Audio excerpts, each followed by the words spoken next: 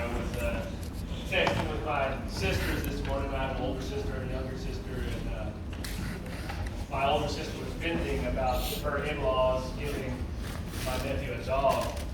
And so they were arguing with the in-laws, and my little sister texted my big sister and like, well, you know, one way start out on Monday. And my older sister's like, bitch, it's Tuesday. It's Tuesday, yeah, it sure is. So that's how my morning started out. In my little sister's defense, she has a 5-year-old and a 9-month-old. I don't think she knows. Anyway, so reminder, now you can come look at exams. I was actually a little surprised that nobody stopped by yesterday. I was in my office all day, light was on, nobody stopped by. So maybe you need to remind you that it's okay. So come look at your exam.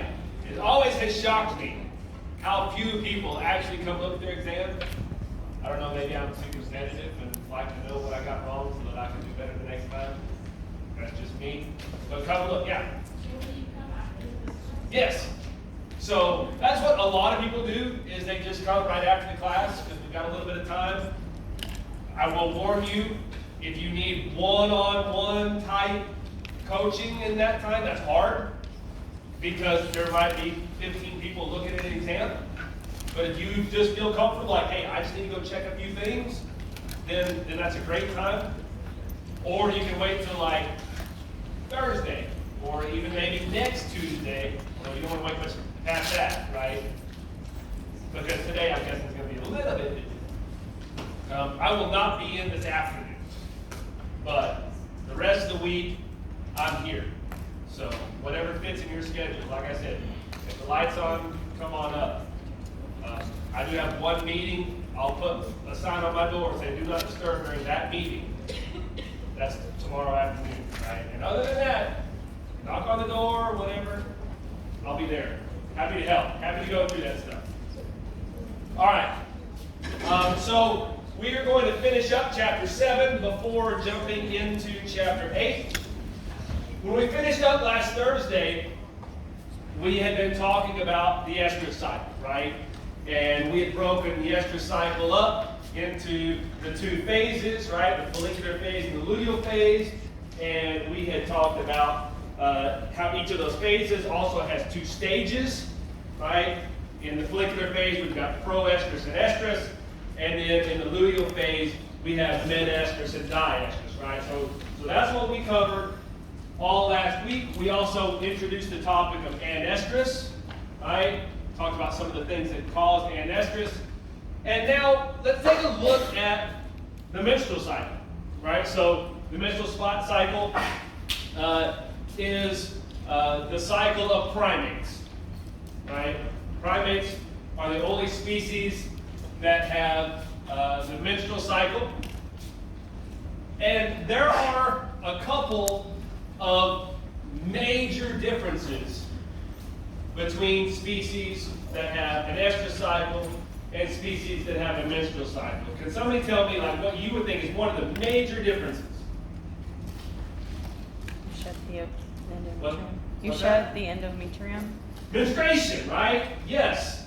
So that's right here, designated as menses, right? So the sloughing off of the mucosal and submucosal layers of the endometrium. That does not happen in any species with an estrus cycle. Yeah. So what is the bleeding that happens in Everybody asks that question. That's a great question. So dogs will bleed a little bit when they come into heat. And what that is, because they stay in heat so long, basically everything gets inflamed, right? And they'll just get little capillaries that will rupture. And then, so they'll spot a little bit. They are not shedding their endometrium and regrowing, right? That's not at all what's happening. Although, again, there is a little bit of blood. What's another big difference between species with a menstrual cycle and an estrus cycle?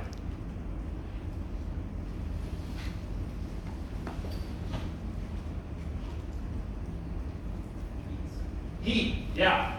That's the other big one. So we know that a cow is receptive to the male because she's in estrus, right? And all the other 20 days out of the cycle, if a bull tries to mount that cow, she's going to run, right? She's not going to stand to be mounted. That's not true with species with the menstrual cycle, right? I mean, obviously applying to you. You can choose, ladies, any day of your 28-day cycle to copulate. They're not all fertile days, right? But you do not have a defined period of receptivity like species with an estrus cycle. So those are two major differences. Now, because of that, if we look at the cycle here, so in species of menstrual cycle, the follicular phase and the luteal phase are roughly equal lengths. We see similar hormone patterns, right, where right prior to ovulation, right, we're going to see the peak surge of estrogen, we're going to see the surge of LH to cause ovulation, so we're going to see the FSH surge to grow follicles, which we'll talk about coming up in this next chapter. So we see all the same hormones. We see progesterone rising in the luteal phase. So that's all the same, but it's all blind, right? It's all blinded. In a cow, when the cow is in estrus, we can see, oh, she's standing to be mounting. I know this is what's going on. But in women, all that's going on in silence, basically, right? Because there's no standing heat, right? There's no observed, no observational thing. So you might notice then, this is, sometimes people point this out, right, as a difference, although I don't think it's a very big difference. You know, when we calculate the cycle, right, from a clinical standpoint, in species with an estrus cycle, we start the cycle at estrus. In species with a menstrual cycle, we start the cycle at menses. Why? Why do we start the cycle at menses instead of right prior to ovulation like we do in an estrus cycle species? Because you know when that happens. Because you know when it happens, right? From a clinical perspective, right, all this stuff was determined long before hormone assays and anything like that. It was just, what can I see? Right? What can I visualize that can start my clock? With the cow, it's standing to be mounted by the bull. With a female, with a primate, with a primate, menstruating species, it's blood leaving your vagina. There you go. I can see that. Now we're going to start the clock, right? So it's not a physiological difference, it's a clinical difference, right? Something observational. Now, one of the things we add, a little bit of layer onto the menstrual cycle, is in addition to talking about the follicular phase and the luteal phase, this is what's going on the ovaries, right? Follicles or luteal tissues developing. But we also need to consider, in menstruating species, what's going on in the uterus, right? Because you're getting rid of it. You're sloughing off the endometrial layer. So during the follicular phase of the ovary, we also have what's called the proliferative phase of the uterus, right? So so we get menses, and then this rapid proliferation of cells to regrow the endometrium. And then during the luteal phase on our ovary, in the uterus, we've got the secretory phase. So what's going on during the secretory phase? Those uterine glands that we just regrew are now secreting factors to support the embryo. So those are the major differences between species with an estrus cycle and a menstrual cycle. The last slide, I'm not going to spend too much of a slide on this, but it is kind of interesting to, compare and contrast primates and things we see in women with things that we see in animal agriculture. And so we had talked about particularly in cattle, with postpartum anestrus, right? So you have a calf, and that female will go into anestrus because of the lactational demand plus the presence of the calf, right? We talked about those two things. So do we also see those things in women, right? In species that are menstruating species.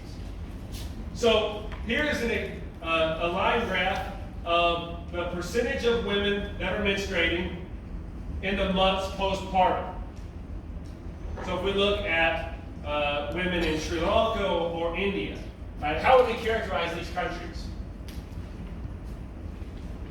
They're developing, right? They are not developed first world countries, right? So you can imagine that reproductive care is at a lower standard. You can imagine that nutrition might at times be challenging.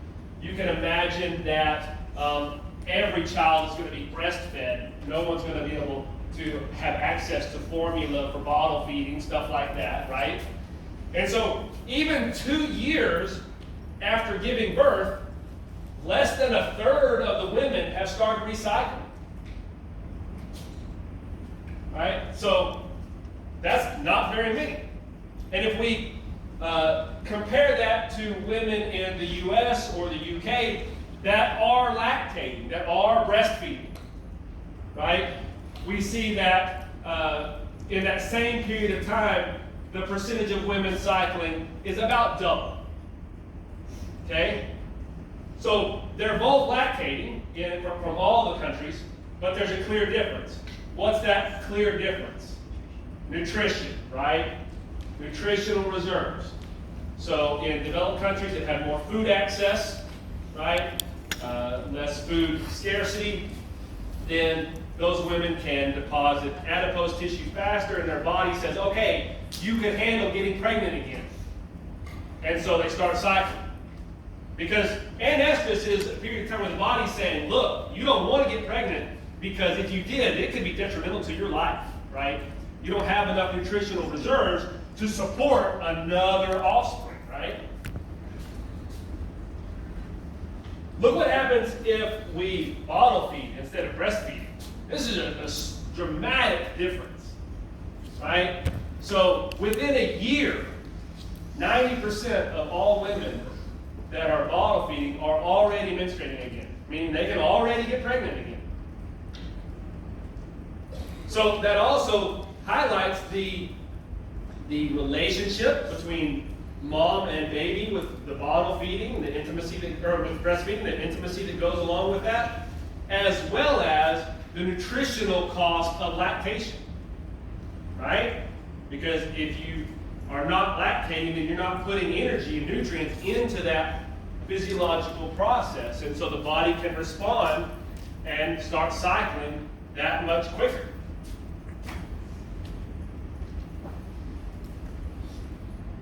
All right, we're going to shift gears. I've got a story I normally tell at that point in time, but I'm going to skip it so that we can move on so we don't get too far behind. So we're going to move now for the next 2 lectures to the follicular phase. All right? So everything we talked about last Tuesday about that follicular phase, proestrus. Now we're just going to zoom in with our microscope on what is happening during that period of time. And then we'll do the same thing for the luteal phase for chapter 9. So what we're going to talk about right now is the hormonal control of growing follicles. Okay?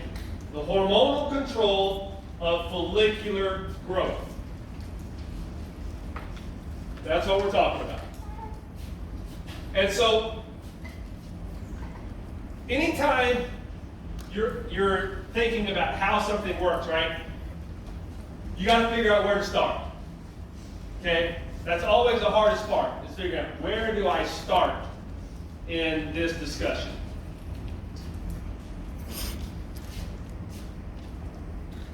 So, I personally like to start with GnRH, right? Because it's the hypothalamus, which is at the top. right? And I can start here and I can go down. Just work my way from organ to organ to organ. So GnRH, we already know, just through our current conversations, that GnRH stimulates LH and FSH, and those are going to be involved in follicular growth, right? But one of the things we haven't really talked about much, which is very important, is what controls GnRH. I mean, we talked about kisspeptin, right, and those nutritional signals and social signals having a role, but hormonally speaking, within that cycle, within this perpetual cycle, what is controlling GnRH? And the answer is progesterone. Okay? So, progesterone is in fact the dominant hormone involved in the regulation of the follicular process.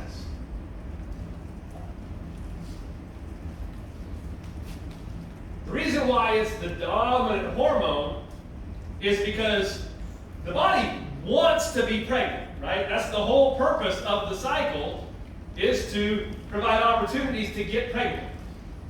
So as long as the female thinks she's pregnant, progesterone's going to win, right? Progesterone's going to be high, and that's going to inhibit GnRH.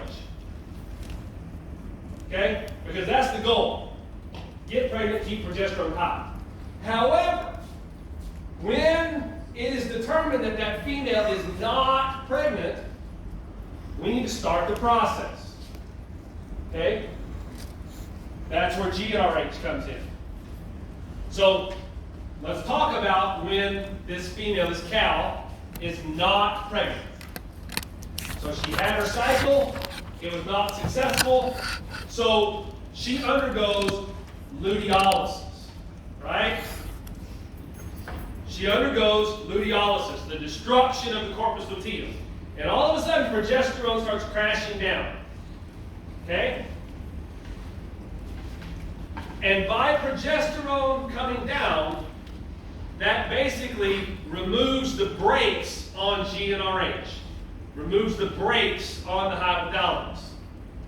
So now as progesterone starts to drop, GnRH starts to rise. Okay? So this is it. We're going to come back to this multiple times throughout the semester. This relationship between progesterone and GnRH, right? How progesterone is inhibitory to GnRH. Now, once GnRH is released from the hypothalamus, we know that it's going to go to the anterior pituitary, right? And it's going to act on those gonadotropes within the anterior pituitary to cause the release of FSH and LH. Okay? We're going to talk more later on about some of the specific functions, but in general, FSH's job is to stimulate the growth of follicles.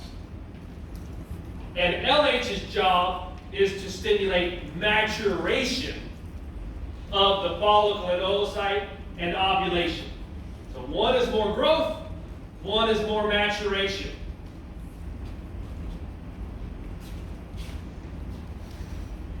Now, as the follicle grows, it's going to be producing two hormones. And I'm going to skip the one that showed up first, and I'm going to talk about estrogen. Okay? Because we've already learned that the follicle produces estrogen. So in response to FSH and LH, the follicle is going to make estrogen. Now, the other hormone that the follicle makes is this hormone called inhibin. Inhibin is produced by the dominant follicle. That's an important thing. We'll come back to that as well. Inhibin is produced by the dominant follicle. And what inhibin does is it causes the anterior pituitary to suppress FSH release. Not LH. specifically, it inhibits FSH. We'll show you some graphs on that here in a bit. And then the estradiol, this is another one of those times where the book skips a step, right? So what estradiol does is it stimulates the surge of GnRH, and then GnRH stimulates the surge of LH. So, how many hormones are involved in the growth of follicles?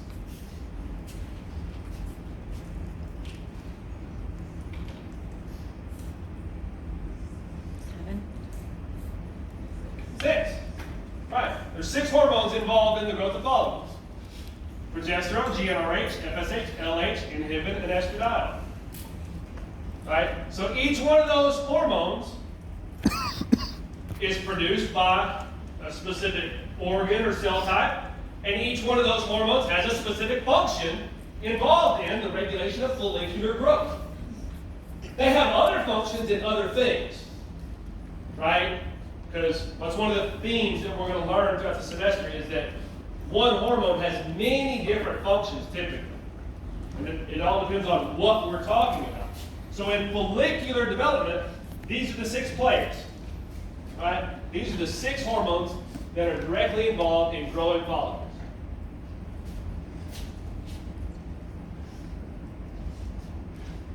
Here it is, kind of in a different way, right? More of a visual way, saying the exact same thing we just got done talking about with our GnRH from our hypothalamus acting on the anterior pituitary to cause LH and FSH, which stimulate follicular growth.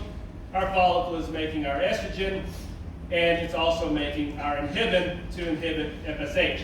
So there it is, pictorially. Now, we're going to add one little thing with this slide. Positive feedback, right? So, follicular growth is an example of a positive feedback loop. Okay? What do we mean by that? A positive feedback loop. Anytime you hear a loop, think about that snowball, right? So we make the little snowball, we go stand on the top of the mountain, and then we roll it down the mountain. And what happens to that snowball? It gets bigger, right? It gets bigger. It picks up more snow as it goes down the mountain. And eventually it's going to hit something at the bottom of the mountain and explode, right? That's what's going on with a positive feedback loop.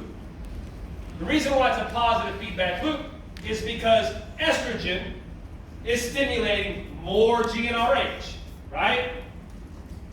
So if estrogen is stimulating more GnRH, then GnRH is stimulating more FSH and LH, which is going to cause more follicular growth. More follicular growth means more estrogen, which means more GnRH. And again, we just created this loop, right? What breaks the loop? Not pregnancy, not progesterone, neither one of those. Not inhibin. What? Ovulation, right? The follicle continues to grow until it ruptures, right? Ovulation was the end of the follicular phase. So ovulation is the end or breaks this positive feedback loop.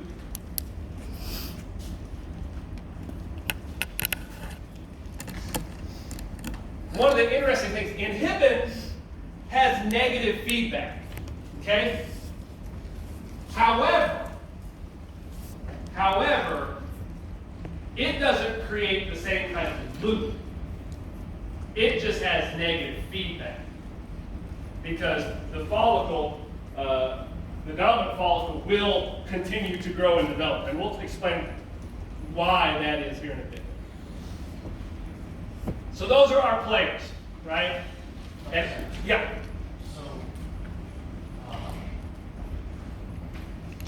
So, say ovulation brings positive feedback, so it makes, does it inhibit estrogen? Doesn't inhibit anything. So when the follicle ruptures, right? So here's our follicle, right?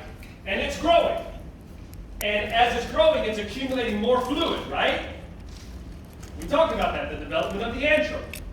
Eventually, it's going to have so much fluid and so much pressure, it's going to rupture and break apart. And at that time, it starts the morphological transformation into a corpus hemorrhagicum and corpus luteum.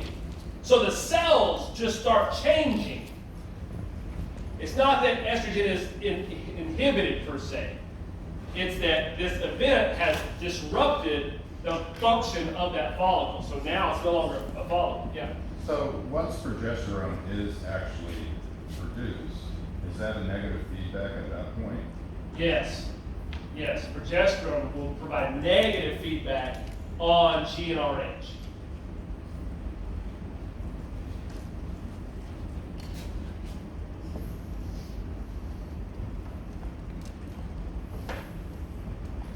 All this picture is showing is just how the surge center of the hypothalamus increases its secretion of GnRH to cause this big pulse, this big surge of GnRH and then LH at the time of ovulation. So not much is going on there in that figure.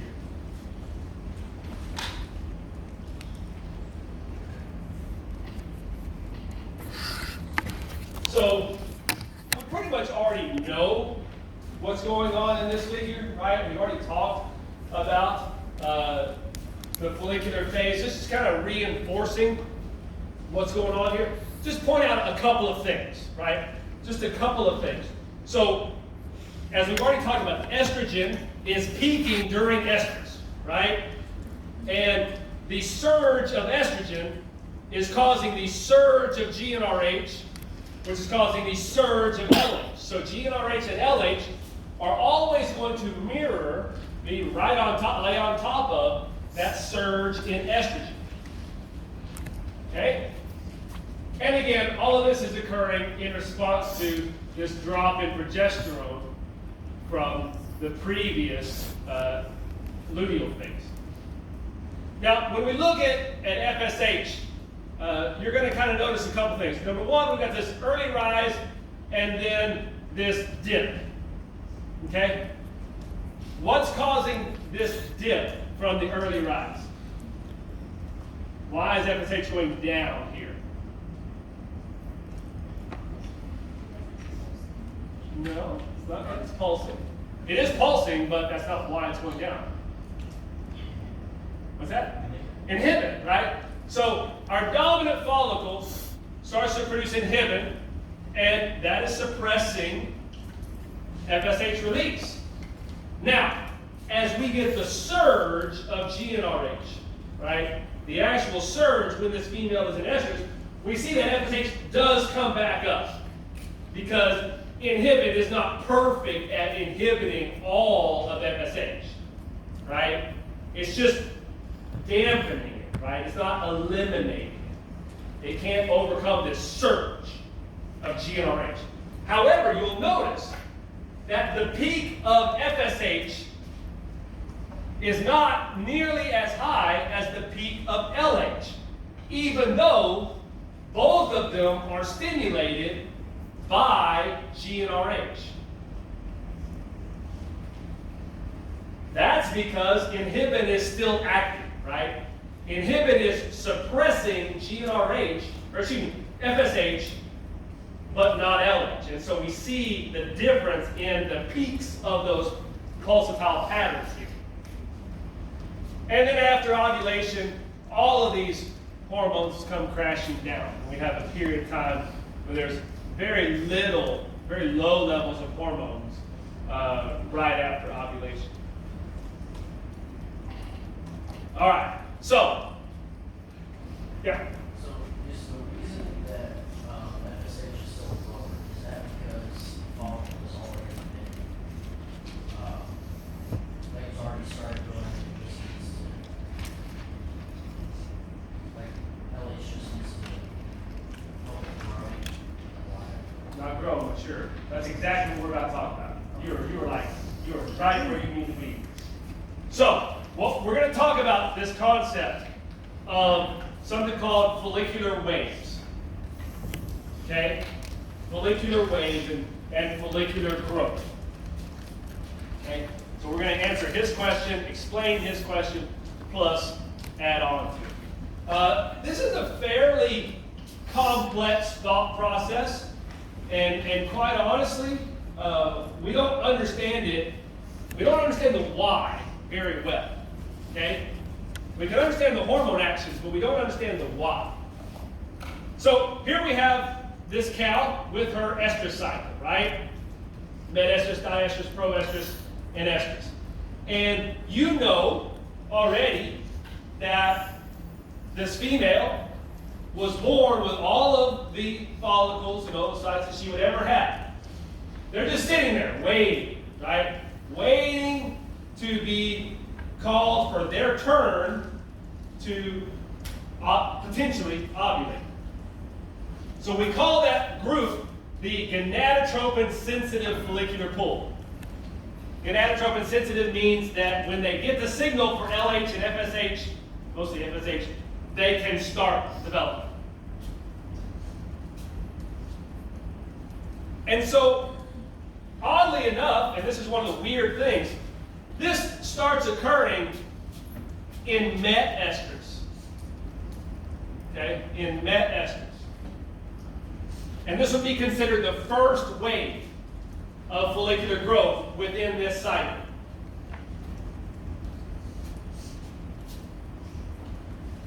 So, the process of follicular growth starts out with recruitment. So, you have this gonadotropin sensitive pool, and low levels of FSH stimulate a group of those follicles to start to develop. It recruits them. Okay? In a cow, this might be somewhere between 5 and 15. It can be more. It can be more, but just typically on average, somewhere between 5 and 15 follicles will be recruited to start this developmental process. Okay? Now, we know that a cow is only going to typically ovulate one, right? She's only going to have one calf, typically. But she's going to start with a group of follicles because she wants the best one, right? She wants to choose the best one, the most vigorous one. That makes sense, right? So they go through this process of selection. Okay? The recruitment and selection are both dependent upon FSH. Now, during this selection process, one follicle in the cow is going to start winning the race, right? It's going to be developing the fastest. It's going to be the most vigorous. And it's going to become the dominant follicle, which we can see here by this green D. Okay? Now, the dominant follicle is producing what two hormones? What? Estradiol and inhibin. Right? The dominant follicle is producing estradiol and inhibin. Now, what inhibin is going to do is it's going to shut down or suppress FSH release, right? And what happens when FSH gets suppressed is any follicles that are behind, right? Any follicles that aren't winning the race, they still need FSH, right? They're still trying to grow. So when FSH gets suppressed because there's one that's dominant, all those other follicles that are trying to grow and develop and catch up, they die. They undergo this process called atresia. Okay? So A-T-R-E-S-I-A. Atresia. This one's spelled deep. So, they undergo atresia. Y'all ever play Mario Kart? Right? So, when you're winning the race, right, you throw some banana peels back there, you know, drop a bomb, that's inhibited, right? The dominant follicle is throwing out banana peels to cause everybody behind them to wreck. Okay? That's what's going on right here. Now, what you should be wondering, I'm looking at this graph, and I see that I am only on day 10 of this cycle of this cow. She is not about to come into heat, right? No, she's on day 10. Number one, why is she growing follicles in the middle of her estrous cycle? That's the question we don't know the answer to. It makes no sense whatsoever. But what's going to happen, right? So we've got this dominant follicle. It's winning the race. However, when you think about this process in relation to where that female is in her cycle, what is the dominant hormone being produced right now on day 10 of this cycle? Progesterone. Right? We're in the middle of diestrus. Progesterone is at its peak, right? What does progesterone do to follicular growth?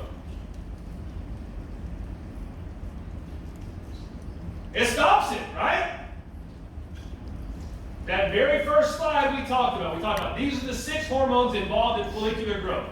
And the very first one was progesterone. And its job was to inhibit GnRH. Okay? So, this dominant follicle, even though it was winning the race, ultimately progesterone is high, and even it cannot get enough FSH and LH to survive. So it dies. And it also undergoes atresia. So, what does the cow do?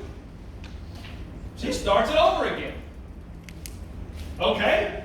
Every single follicle that I recruited in that first wave died.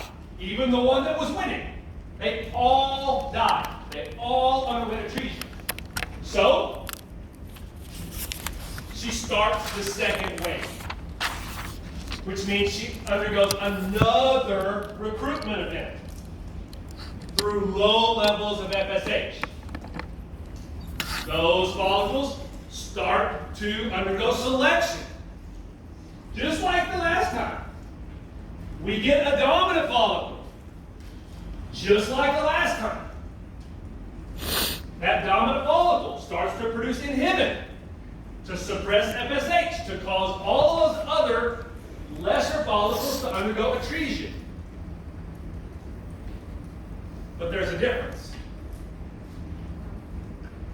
The difference is if we get luteolysis. Right? Now we're at the end of diestrus. If we get luteolysis, then what happens to progesterone? Right? Progesterone comes down.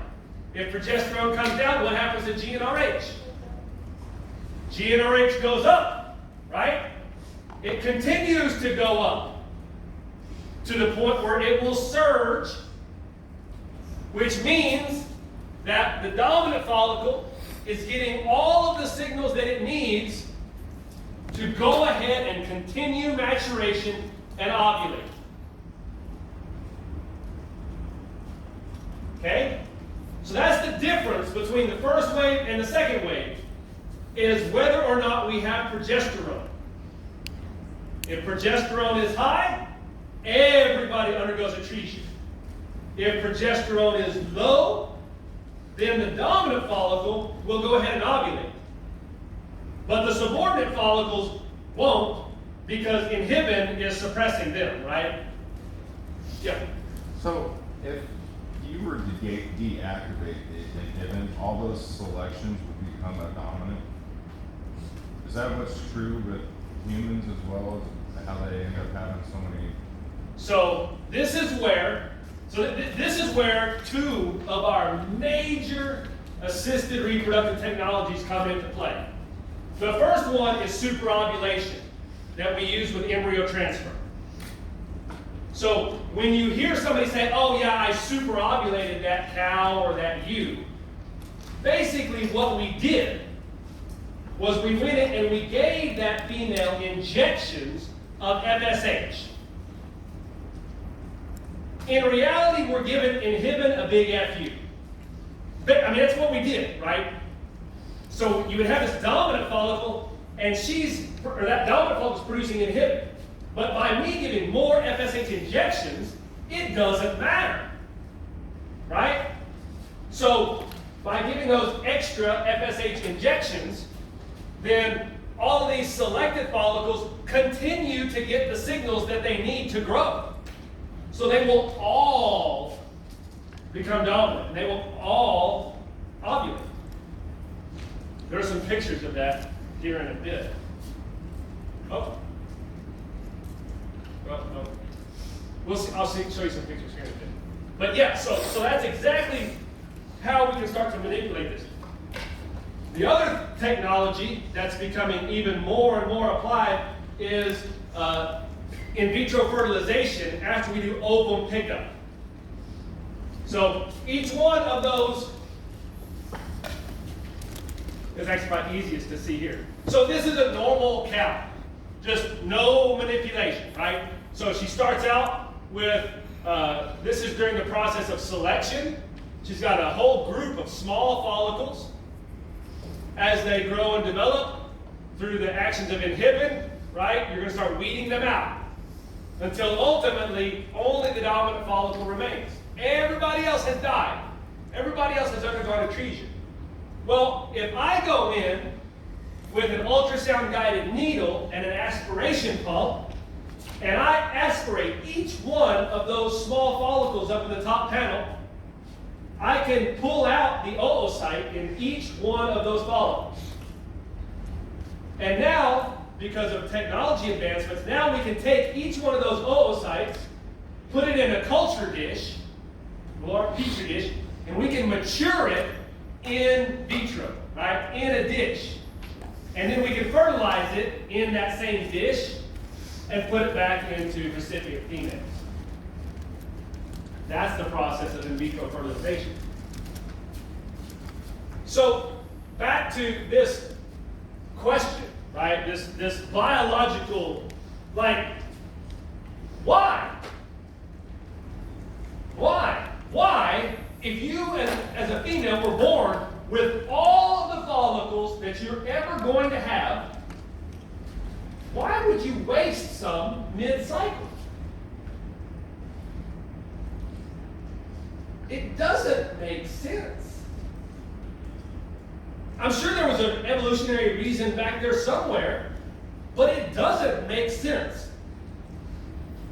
So what we do now to try to capture this loss, right, this inefficiency, is we actually set cows up in these IVF programs, and we will aspirate her follicles, her selected follicles, every single wave. Just every wave, we'll just aspirate. So we'll aspirate a cow every 10 days. Just keep aspirating. And then do IVF. Now, there's a lot of efficiency loss in that process, but just by sheer numbers, I can make quite a few calves out of that deal, just because of how frequently I can do that. Now, there's a lot to unpack in this slide. I know there's a lot to unpack here. So, this luteolysis event right here this is contingent upon this estrus copulation event that occurred right here being unfertile, right? You got to keep that in mind. When she started this cycle, that's because she had a previous cycle here.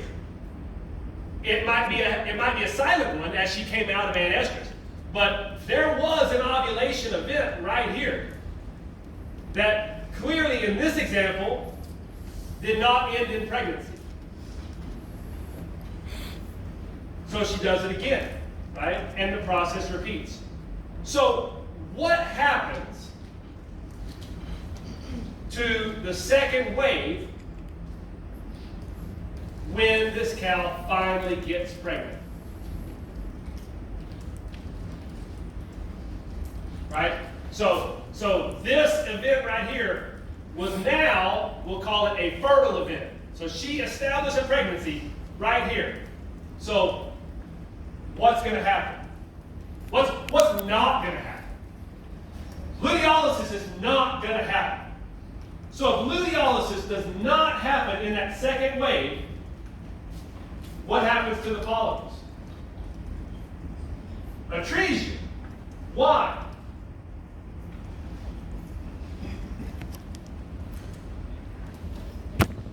Progesterone never went down, right?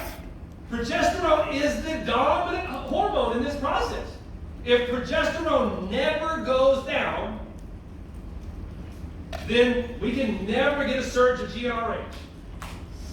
So, what that means for us physiologically is that during the entire time of pregnancy of this cow, she's going to continue to have what would look like first waves. Because progesterone will be high. So the entire pregnancy of this cow, she is just wasting follicles. Every 10 days, just wasting follicles. Wasting them, wasting them, wasting them, wasting them. We can actually, with that in vitro fertilization, that aspiration part, the ovum pickup, we can actually make calves out of pregnant cows. She can be pregnant, and we can go in there and continue to aspirate follicles and make more calves while she's pregnant. Yeah. We're not really working on the why it's happening. We're working on trying to increase the efficiency of our processes. You'll probably never understand the why, right? I mean, it doesn't make sense. Why can you only IVF for like the first 90 days of pregnancy? I was just getting, that's a great question. So, we have to stop doing IVF after about 90 days of pregnancy, okay? Now, that has absolutely nothing to do with any change in her follicular dynamics. What that has to do with is that as that calf gets big and fluid starts to accumulate, the uterus gets pulled over the pelvic rim and starts going deep into that cow's abdomen, right?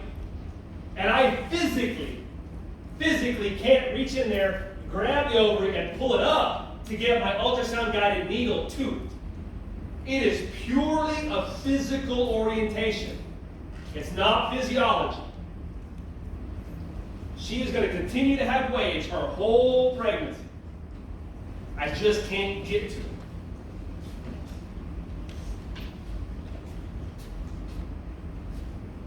So this is a big deal, right? I mean, we've developed two assisted reproductive technologies to try to overcome what we would consider problems or to gain efficiency in this process of follicular growth and development, right? To eliminate wastage. Yeah? You've been talking about this a lot in the cow. Is this translate to other species, or is it just No, it does. It does. I mean, all of our livestock species, as well as humans, have these waves. This is occurring in all of them. There are certain limitations in some species, like IVF in horses doesn't work very well, like really, really bad. So we don't do that very much. Superovulation doesn't work in horses.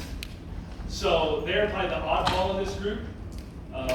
In pigs, you can imagine that we have a lot of dominant follicles, right? So the sensitivity to the inhibin causing atresia is lower in pigs than it is in a monoovulatory species like the cow, but it's still there, right? It's still there, it's just less. Let's take a quiz. I need to give a quiz.